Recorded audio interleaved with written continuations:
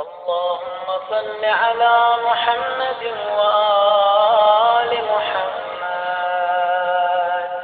اللهم اجعل صيامي فيه صيام الصائمين،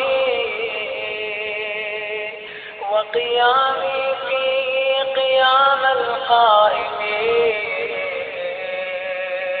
ونبيني فيه عن نومة الغافلين، وهب لي جرمي فيه يا إله العالمين، واعف عني